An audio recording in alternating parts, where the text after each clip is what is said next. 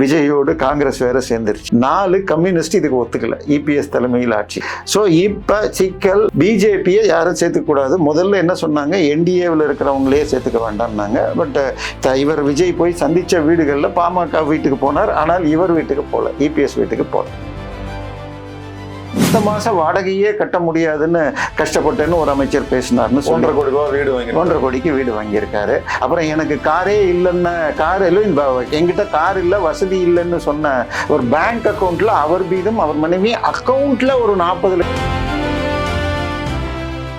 காங்கிரஸ் ஆதரவு கொடுத்தது மட்டும் இல்லாமல் அகில இந்திய அளவில் இண்டி கூட்டணியில் திமுக இடத்தை தவேகாவிற்கு கொடுக்க யோசிக்கிறாங்க. இப்போ வேலுமணி வீட்டுக்கு போனாரோ, எப்போ 6 பேர் வீட்டுக்கு சோஃபா போச்சோ, அது என்ன போச்சுன்னு எனக்கு தெரியாது, போச்சுன்னு உதயநிதி ஸ்டாலின் சொன்னார். அதன் பிறகு செக் பண்ண லீமா ரோஸ் ப்ராமிஸ் பண்ணியிருக்காங்களா, இந்த 25 பேர்ல உங்களுக்கு 8 பேருக்கு மினிஸ்ட்ரி வாங்கி தரேன். திமுக ஏன் தோத்துது? அதாவது அந்த பொய்கள் பார்த்துக்கிட்டே இருந்த மக்கள் எப்படி செல்கிறது, மாதம் மும்மாறி கொள்கிறது அரசு, தேனாரும் பாலாரும் ஓடுகிறதுங்கிற ஒரு இமேஜை கிரியேட் பண்ணிக்கிட்டே இருந்தாங்க. நான் முதல்வன் திட்டம், அந்த திட்டம், இந்த திட்டம். கடைசியில் எலெக்ஷன் அன்னைக்கு மக்கள் வெயிட் பண்ணி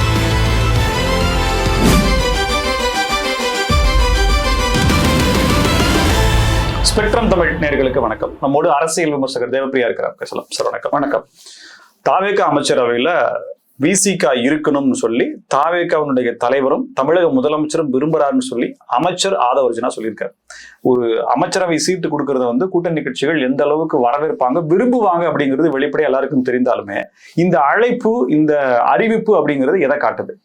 இல்லை, 2 விஷயம் இருக்கு. ஒன்று, நீங்க இவரை பொறுத்த வரைக்கும், விசிக தலைவரை பொறுத்த வரைக்கும் கொடுத்துள்ள பேட்டிகள் ஒன்னொன்னும் மாத்தி மாத்தி மாத்தி ஓடிக்கிட்டு இருக்கு. அதுல முதல்ல இபிஎஸ் தலைமையில் ஆட்சி, அதுக்கு முன்னாடி ரஜினி தலைமையில் ஆட்சி, ரஜினி தலைமையில் ஆட்சி, அதில் திமுக அதிமுக பங்கு 2 பேருமே பங்கு பெறாங்க. இதெல்லாம் அவர் சொல்லலையா சார்? இல்ல, பேச்சுக்கள் நடந்தது. அதாவது இபிஎஸ் தலைமையில் ஆட்சினா திமுக சேர முடியாது. ரஜினி ஆட்சி முதலமைச்சர், 2 துணை இபிஎஸும் உதயநிதியும் துணை முதலமைச்சர்கள், 2 பேர் கட்சி அமைச்சர். கிட்டத்தட்ட இந்த பிளான்.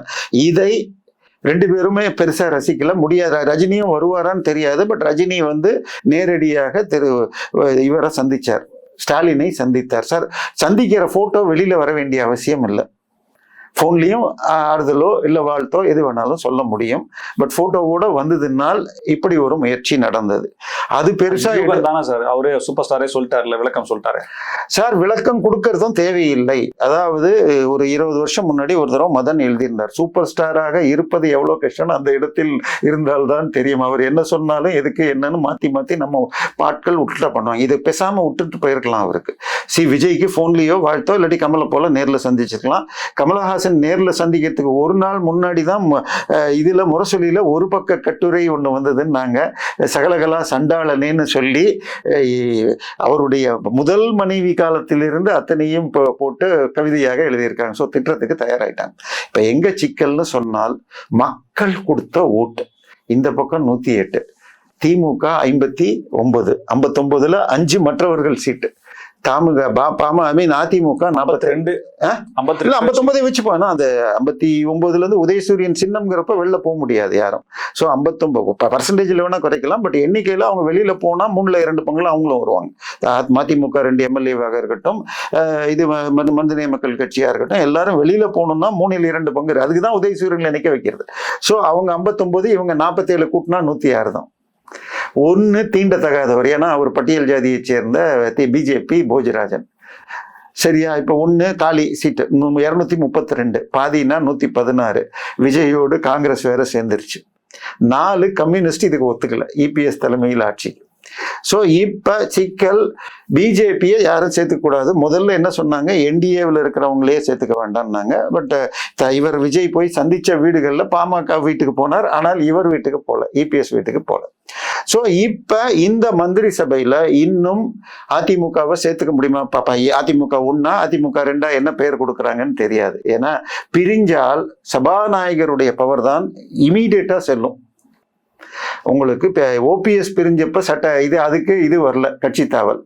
அதே தினகரன் பிரிஞ்ச 18 பேருக்கு வந்து கட்சி அவங்க பதவி போச்சு. ஸோ சபாநாயகர் என்ன முடிவு எடுக்கிறார், அது கோர்ட்ல எப்படி பிரசன்ட் பண்ணப்படும். நேத்திக்கு CV சண்முகம் பேட்டியை பார்த்தா அதன் பிறகு நிகழ்ச்சி முதல் பிரிவு நடந்த பிறகு செய்யப்பட்ட இது மாவட்ட தலைவர் செயலாளர் இதெல்லாம் செல்லாதுன்னு இருக்காரு. ஸோ நேத்திக்கு சந்திச்ச பெரும்பாலான மாவட்ட செயலாளர்கள் புதிதாக நியமிக்கப்பட்டவர்கள். ஸோ இந்த பிரச்சனைகள் ஓடும். இருந்தாலும் அதிமுகவை சேர்த்துக்கிட்டா நாங்க எங்களுடைய ஆதரவை மறுசிந்தனை செய்வோம்னு கம்யூனிஸ்டுகளும் சொல்லிட்டு இருக்காங்க. ஸோ இப்ப கம்யூனிஸ்டுகளை பொறுத்த வரைக்கும் மத்திய கம்யூனிஸ்ட் சொல்றதுதான் இவங்க ஏத்துப்பாங்க. இவங்க எதையும் உருப்படியா செய்ய விட மாட்டாங்க. ஸோ இதுல இருக்கிற weak link VCK and IUML. So இப்ப விசிக மந்திரி சபையில வந்துருச்சுன்னா IUMலும் வந்துடும். பதவின்னு வந்துடுச்சுன்னா ஸோ உள்ள கொண்டு வரணும்னு பாக்குறாங்க. பட் அதுக்குள்ள இதுல EPSம் இவங்களும் சேர்ந்துகிட்டும் மீண்டும் ஒன்றாகி வரத்துக்கும் வாய்ப்புகள் இருக்கலாம். அது ஆயிடுச்சுன்னா பெர்மனன்ட் ஆயிடும். இப்ப திருமாவளவன் வந்து நாங்க அதிமுகவை கூட்டணியில் சேர்த்தால் தாவேகாவுக்கு ஆதரவளிப்பது குறித்து பரிசீலிப்போம்னு சொல்லி கம்யூனிஸ்டும் சொல்லியிருக்கு, விசிகாவும் சொல்லியிருக்கு. இது சொல்லியிருக்கும் போது அமைச்சர் பதவி வாங்கினா எப்படி அமைச்சரவை பதவி பரிசீலிப்புங்கிற அதே இன்னொன்னு என்ன சொல்லிடுவாங்க, இது மதச்சார்பற்ற யாரெல்லாம் தமிழருக்கு எதிரான மைனாரிட்டி ஆதரவு மதவாதம் எடுக்கிறாங்களோ அதுக்கு பேர் மதச்சார்பற்றன்னு பேரு. ஸோ இது மதச்சார்பற்ற அரசு காப்பாத்துறோன்னு வருவாங்க.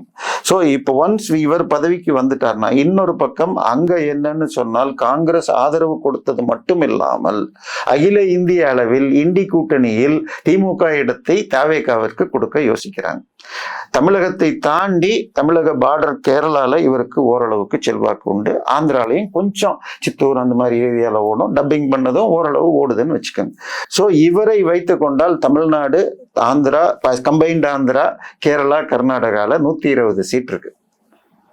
இந்த 120ல ஒரு 80-70 எடுக்க முடியும் என்று 100 காங்கிரஸ் நினைக்கிறது.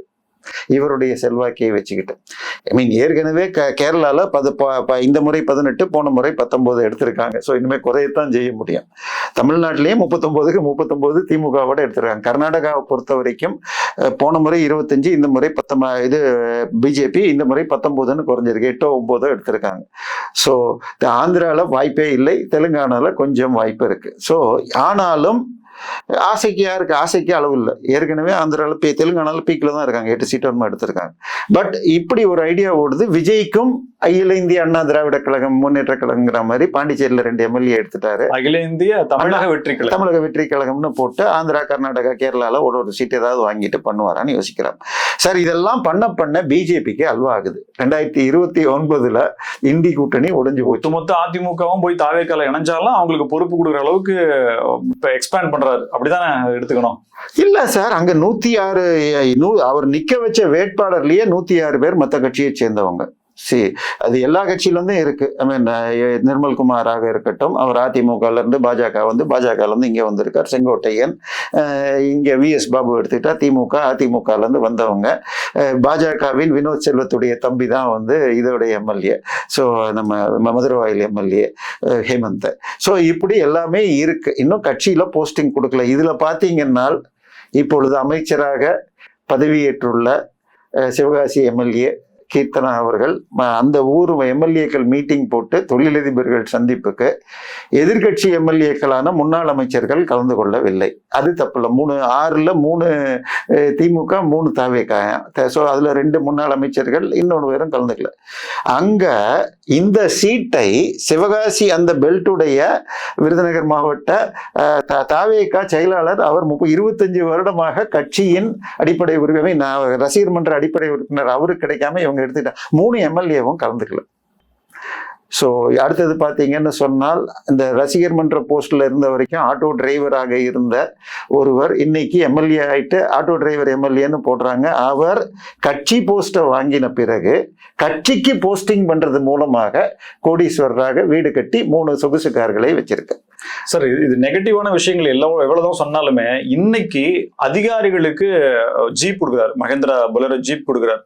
தானே முதலமைச்சரே ஓட்டி பார்த்து கொடுக்குறாருன்ற நியூஸ் வெளியில வந்த உடனே இன்னும் விஜய் அவர்களுடைய மதிப்பு உயருது. இப்போ நடைமுறை சிக்கல்கள் இருக்கு, கூட்டணியில ஒரு பெரும்பான்மை இல்ல, தன்னிடம் இருக்கக்கூடிய சட்டமன்ற உறுப்பினர்கள் திறமையானவர்கள் இல்ல, அனுபவம் இல்லை, இது எல்லாம் வச்சாமே ஒரு தூய ஆட்சியை கொடுக்கணும்ன்ற ஒரு முயற்சியில அவர் இருக்கிறாருன்றது செய்திகளா அப்பப்ப வரும்போது அது இன்னும் பலமா வருது இல்ல சார்? இது ஆரம்ப காலம். நம்ம சுகி சிவம் சொல்ற ஒரு ஜோக்கு தான். ஐ மீன், இது வரும், புது மனைவியோடு வெளியில போனப்ப ஒரு கல்லு தட்டின உடனே, சனினை என் மனைவி வெளியில நீ இருந்தியான கல்லை தட்டினாராம். ஒரு 2 வருஷம் கழிச்சு மனைவி திருப்பி சனியை பார்த்து போக மாட்டேன்னு மனைவியை திட்டினாராம். கீழே இருந்த சனியும் கூட வந்துருச்சுருப்பார். ஸோ அது மாதிரி புதிய இதுவர் எது பண்ணாலும் பாராட்டுவதற்கு ஒரு பக்கம் மீடியாக்கள் இருக்கிறது. அதுல 60% பொய்யாக இருக்கிறங்கிறப்பதான் கஷ்டமாக இருக்கிறது. ஒரே முதல் பெண் அமைச்சர். இந்த நேரத்துல நான் கொஞ்சம் எதிர்க்கிறேன். என்ன அப்படின்னா, மிகைப்படுத்துறாங்கன்னு சொல்லுங்க. பொய்ன்றது எப்படி இருக்கு? ஏன்னா காலைல 10 மணிக்கு வர்றாரு சார், 8 hours டியூட்டி போயிட்டு மறுபடியும் முகாம் அலுவலகத்துல மீட்டிங் முடிச்சுட்டு மறுபடியும் நைட் 8 hour ஸ்லீப் எடுத்துட்டு ஒரு அரசு வேலையை எனக்கு கொடுத்துருக்காங்க, அந்த வேலையை நான் செய்யறேன்ற மனப்பான்மையில தான் அவருக்கு வீட்டுல இருந்து லஞ்ச் கொண்டு வராரு. சார், இதெல்லாம் பெரிய விஷயம் இல்லை. பலரும் லஞ்ச் கொண்டு வந்து சாப்பிட்டுருக்காங்க, மேடமும் பண்ணியிருக்காங்க முன்னாடி. இதெல்லாம் நான் சொல்றது, நான் தான் சொல்லிட்டேன்ல, அவர் நிர்வாகம். நான் இப்போதைக்கு அவரை பர்சனலா கமெண்ட் அடிக்க விரும்பல. அந்த டிபார்ட்மெண்ட் எடுக்கிற ஆக்ஷன்ஸ் என்ன பண்ணுதுங்கிறத நான் பார்க்க விரும்புறேன். நீங்க சொல்ற எல்லாமே, நான் சொல்றது, தாவேகா வெற்றி பெற்ற பின் இந்த மீடியா பரப்புனது 24 எம்எல்ஏக்கள் பொது தொகுதியில் வெற்றி பெற்றார்கள். அதை மூத்த பத்திரிகையாளர் மணி உட்பட பலரும் சொல்ல, என்னடா அது இப்படி வாய்ப்பு இல்லையே. நான் செக் பண்ணி போட்டா டைம்ஸ் ஆஃப் இந்தியா தமிழ் செய்திகள்ல 4 பேர்னு போட்டிருக்காங்க. திருப்பி அந்த 4 தொகுதியை எடுத்து பார்த்தா இல்லை. அதன் பிறகு கடைசி டேட்டா எடுத்து பார்த்தால் மொத்த 234 தொகுதியில ஒரே ஒரு தொகுதியில, பொது தொகுதியில காங்கிரஸ் சார்பாக மேலூர் வேல மற்றும் விஸ்வநாதன் என்பவர் வெற்றி பெற்றிருக்கார். ஸோ இது முழுக்க முழுக்க பொய் செய்தி. இது சிவகாசியிலிருந்து தேர்ந்தெடுக்கப்பட்டுள்ள கீர்த்தனா முதல் பெண் அமைச்சர். TN அனந்தநாயகி இருந்திருக்காங்க. அதுக்கப்புறம் இது அண்ணாதுரை இதுல இவங்க இருந்திருக்காங்க. இப்படி இருக்கிறப்ப இதுல என்ன இருக்கு? அடுத்தது என்னது, எனக்கு கரண்ட் பில், ஐ மீன் அடுத்த மாசம் வாடகையே கட்ட முடியாதுன்னு கஷ்டப்பட்டேன்னு ஒரு அமைச்சர் பேசினார்னு சொல்ற. 1.5 கோடி ரூபாய் வீடு வாங்கி 1.5 கோடிக்கு வீடு வாங்கியிருக்காரு. அப்புறம் எனக்கு காரே இல்லைன்னு, என்கிட்ட கார் இல்லை, வசதி இல்லைன்னு சொன்ன ஒரு பேங்க் அக்கௌண்ட்ல அவர் மீதும் அவர் மனைவி அக்கௌண்ட்ல ஒரு 40 லட்சம் கேஷா வச்சிருக்காங்க. லிக்விட் கேஷா வச்சிருக்காங்க. அவர் பேர்ல ஒரு 13 லட்சம் ரூபாய்க்கு தங்கமும், மனைவி பேர்ல 1 கோடி ரூபாய்க்கு தங்கமும் வச்சிருக்காங்க. நான் சொல்றது இணையத்துல இருக்கிறத வச்சு சேவ் பண்ணி வச்சதுல இருந்து நான் சொல்றேன். நான் சில பேர் தான் டவுன்லோட் பண்ணியிருக்கேன், சில பேர் அஃபிடவிட்டை நான் பண்ணல, எல்லாத்தையும் பண்ண முடியாதுங்கிறதுனால. சோ இந்த பொய்களை பரப்பதில் எந்த பலனும் இல்லை. அவர் உழைக்கிறார். நான் இன்னும் விஜய்க்கு நேரம் கொடுக்க விரும்புகிறேன். ஏன்னா முதல்ல புரிதல் வேணும் உங்களுக்கு. திமுகவை எதிர்த்து அதிமுக வெற்றி பெறாமல் போனதற்கு இந்த மாதிரியான வலைப்பின்னல் கொண்ட கட்டமைப்பு இல்லைங்கிறது குற்றச்சாட்டை வைக்கிறாங்க. அதே வலைப்பின்னலை விட அதிக பலம் கொண்ட தாவேகா வெற்றி பெற்ற உடனே இது பொய் செய்தி, இவங்க பொய்யா பரப்புறாங்க. இதே யுக்தியை தானே திமுக செஞ்சது. எவ்வளவு காலமா அதுதான் அவங்க தானே செஞ்சாங்க. அதை விட வீரியமா இன்னொருத்தர் செஞ்சு வெற்றி பெற்ற பிறகு குற்றச்சாட்டை வைக்கிறோமே. ஆனா அது திமுகவை வென்றார்கள்ன்றதை மறந்துட்டோமா? இல்ல, திமுக வென்றது உண்மை. திமுக ஏன் தோத்துது? அதாவது அந்த பொய்கள் பார்த்துக்கிட்டே இருந்த மக்கள், நீங்க டிவி சேனலை பார்த்துட்டு வெளியில வந்தீங்கன்னா, பழைய ராஜா கதையில நாடு எப்படி செல்கிறது, மாதம் மும்மாறி பொழிகிறது அரசே, தேனாரும் பாலாரும் ஓடுகிறதுங்கிற ஒரு இமேஜை கிரியேட் பண்ணிக்கிட்டே இருந்தாங்க. நான் முதல்வன் திட்டம், அந்த திட்டம், இந்த திட்டம். கடைசியில எலெக்ஷன் அன்னைக்கு மக்கள் வெயிட் பண்ணி போட்டாங்க. சார், சென்னையில ஒரே ஒரு தொகுதியில் தான் 40 கீழே தாவேகா.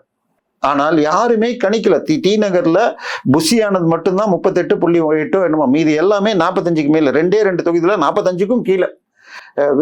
வேளச்சேரியும் விருகம்பாக்கமும். மீதி 13 சீட்லையும் 45 விட அதிகம். பெரம்பூர்ல 59%, RK நகர்ல 55, இன்னும் 51.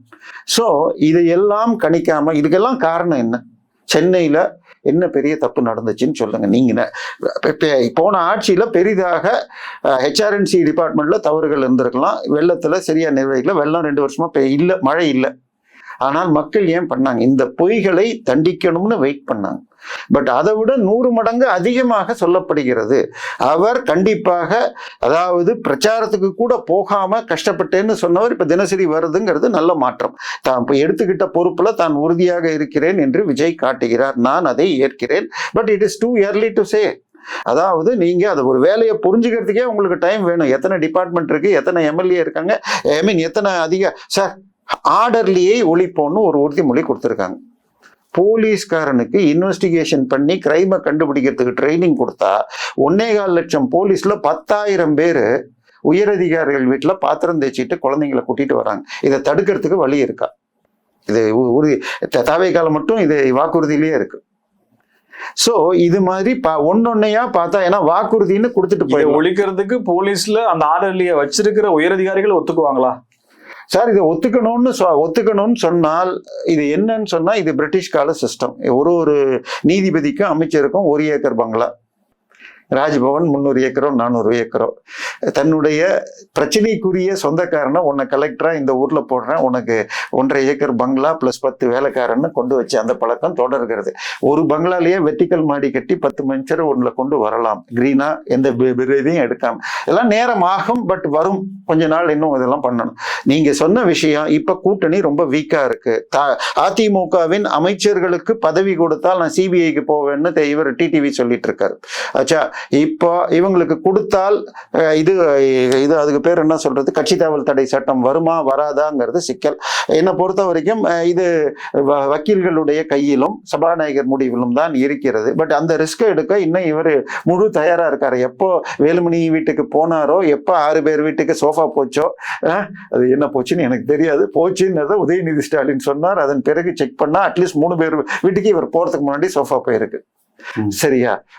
அவங்க ஆர்டர் பண்ணதா இவர் அனுப்பிச்சதான்னு எனக்கு தெரியாது. ஏன் சார் இருக்கிற சோஃபா கிளீன் பண்ணிட்டு ஒரு டெட்டால் போட்டு வாஷ் பண்ணிட்டு உட்கார முடியாதா? புது சோஃபால தான் செய்யணும். அவர் சோஃபாலேயே உட்காரலன்னு சொல்றாங்க. நின்று 5-10 நிமிஷம் நின்றுட்டு அவ்வளவுதான், 5 நிமிஷம் 10 நிமிஷம் இருக்க போறாரு.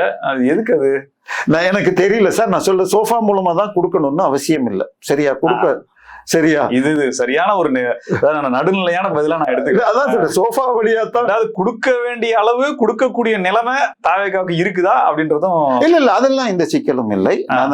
அந்த ஒரு இப்ப கட்டுப்படுத்தும் குடும்பம் power sir, Lima rose promise பண்ணியிருக்காங்களா, இந்த 25 பேர்ல உங்களுக்கு 8 பேருக்கு மினிஸ்ட்ரி வாங்கி தரேன்னு. அவங்க இந்த சார் அவங்க தான் சவாலே விடுறான், தைரியம் இருந்தால் என்னை நீக்கி பாருங்கள், பணத்தை வாங்கி அதை கொடுத்து விட்டு நீக்குங்க. அவங்க கட்சியில, அதாவது அவங்க ஐஜேகேல தான் இருந்தாங்க, அது அதிமுக கூட்டணி தான். ஆனா அங்க இருந்து இங்க வந்தாங்க. இதுக்கு 500 ஸ்வீட் பாக்ஸ்கள் கொடுத்து பதவி, 500 ஸ்வீட் பாக்ஸுகள் வேணாம் சார், என்னையே இதுக்கு அனுப்ப வேண்டாம் சார். ஸ்வீட் பாக்ஸ் தானே சார்? 500 ஸ்வீட் பாக்ஸுக்கு 500 ஸ்வீட் பாக்ஸ்கள் கொடுத்து எனக்கு லால்குடி சீட்டு வேணும்னு கேட்டேன்னா, லால்குடியில் அவருடைய உடையார் சமூகம், நான் பிறந்த ஊர் அதுதான், சமூகம் கிட்டத்தட்ட 45%. திமுகல அந்த தொகுதியில் சவுந்தரராஜன் எம்எல்ஏ கடந்த 5 முறையாக அந்த சமூகத்திலிருந்து போட்டி போட்டு வென்றவர். 2011 நேரு தோத்த பொழுதும் அந்த சீட்ல வெற்றி பெற்றவரை சீட்டு கொடுக்காம வேற ஒருத்தரை மாத்தி ஜெயிக்க விட்டுருக்காங்க. சோ கண்டிப்பாக அதிமுக சிக்கல்ல இருக்கு. ஏன்னா இனிமேல் இவங்க வந்தாலும் அவங்க மன்னிக்கணும். ஏன்னா ஏற்கனவே ஓட்டு போட்டதுனால, இந்த 25-22 பிரிஞ்சதுனால இது வழக்காக போச்சுன்னால், சர்க்கம்ஸ்டன்சஸ் ப்ரூவ் பண்ணலன்னா இந்த 25 பேர் பதவி நீக்கம் கிட்டத்தட்ட தினகரன் மாதிரி ஆகலாம். சோ இந்த சிக்கல்கள் இருக்கிறதுனால இது பண்ணலாம். இல்ல அவங்க ரிசைன் பண்ணா கூட, இப்ப அடுத்த ஆல்டர்னேட் என்ன சொல்லுவாங்கன்னா, அந்த 25 பேரும் ரிசைன் பண்ணிட்டு விசில்லையோ இல்ல ரெட்டையிலையோ கூட்டணியில ஜெயிக்கலாம்னால், இது ஏற்கனவே போட்ட ஓட்டு மூலமாக அவங்க செல்லுபடி ஆகாதுன்னு வரலாம். அவங்க கட்சியில வேற யாரையாவது போடலாமே தவிர, அதே தொண்டாமுத்தூரில் வேலுமணி திருவி போட்ட இது பண்ணாலும் அவர் விப்பை மீறினார். இது இவர் போட்ட விப்பு செல்லும் என்றால், நான் சொல்றது இபிஎஸ் போட்ட விப்பு செல்லும் என்றால், விப்பை மீறி ஓட்டு போட்ட அந்த 25 பேருடைய தகுதி போகலாம். நான் இது இட் இஸ் டிஸ்பியூட்டபிள், 2-3 வருஷம் ஆகும் தான் நான் நம்புறேன். நேற்றுக்கு இவர் ரொம்ப தெளிவா விளக்கம் கொடுத்திருக்கார் சி.வி. சண்முகம்.